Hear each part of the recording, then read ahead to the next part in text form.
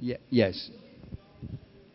Yeah, Lawrence Summers, a former president of Harvard University, who is now head of Obama's whole economic policy plan. Larry Summers belongs in jail. He doesn't belong in the White House. Yeah.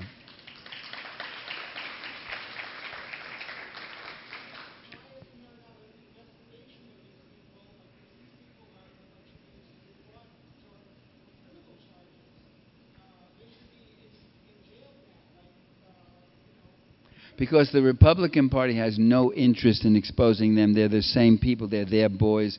And the Democrats are afraid of discrediting their own president. So there's no change. Oh, well, how about just investigating all the people who cause all the hedge funds and those things?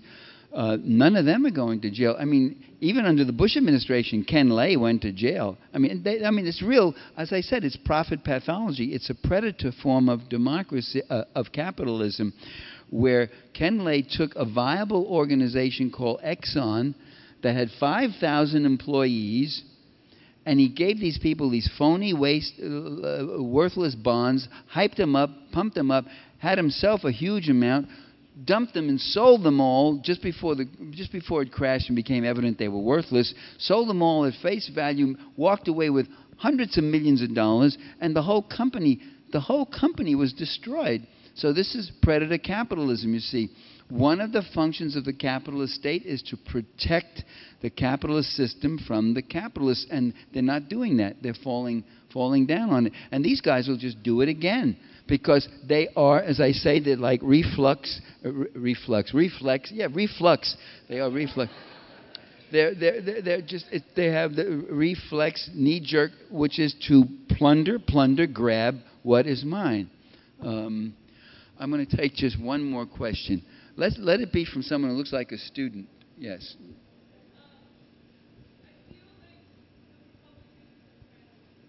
You know, I can't hear you. Why don't you come up here?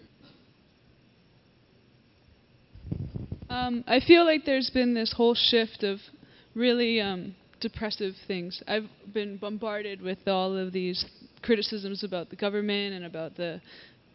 I mean, like, what can we do? I mean, even if our government president is overcome with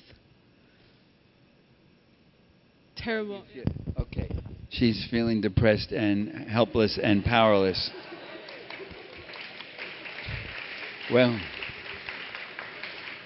Well, sweetheart, you came to the right guy. I would say that you alone can do very little. It's true. But if you join up with other people and impact, you have some impact when you can get more voices together and speak out and educate yourself politically and educate others politically. So the goal is to develop. This gentleman has been holding. Tell us what the newspaper is. It's an independent newspaper here in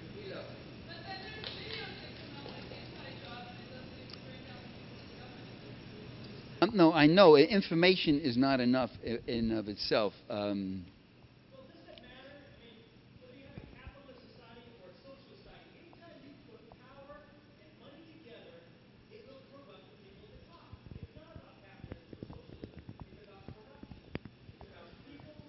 No, I don't know.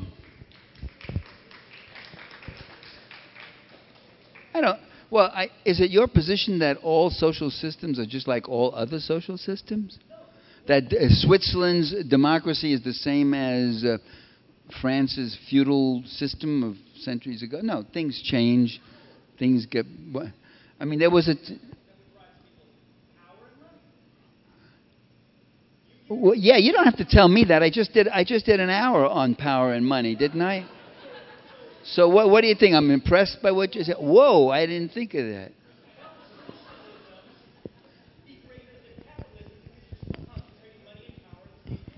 Well, I don't know. When the Cuban socialists came into power, the communists, and they were not...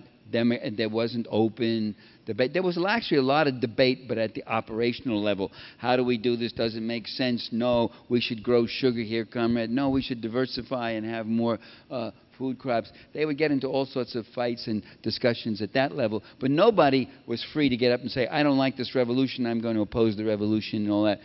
That was it. It was settled.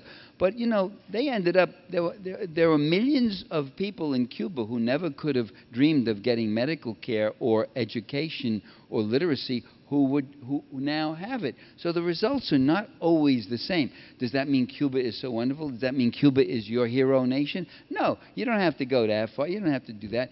But you can see, when the Soviet Union and those countries went over, I was not one of those happy lefties who said, oh, we're freed from the albatross now, and now people will flock to us. We won't have the stigma of that Stalin communism and all that stuff. Well, I said, yeah, right, that's what's going to happen. That didn't happen at all. And I thought there were things in those countries that were worth preserving, like free education, free medical care, a right to a job, and affordable housing. Those were things that were good. It's not. It's. Yeah, okay, but by free means publicly provided, and of course the public has to work and pay for it, and that's right. But the distribution is much more equitable. So to think that it's just that they all have power, when they have power, they all get corrupt and all. By the way, in China, that's not so true. The people at the top are probably the most honest component of the Chinese Communist Party. Almost all the corruption is happening at the local level by local communist captains, who get in on the buying up the farm or ripping off at the local level. And the guys at the top are utterly dismayed about it all. And the thing has really sort of much of it has gotten out of control for them. You know what? My voice is going, and it's been wonderful talking to you all. Thank you so much.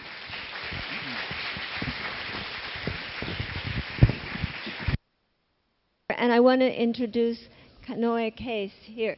This is your student government at HCC president. Mahalo. Thank you. Mahalo, you folks. It's beautiful to see everyone here together and coming together to learn more about our society and what we can do to be better leaders.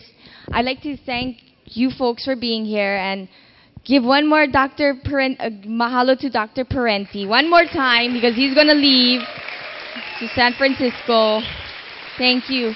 And Noeli Rodriguez, our sociology professor, for having this, and Global Hope, and Slick and Sack.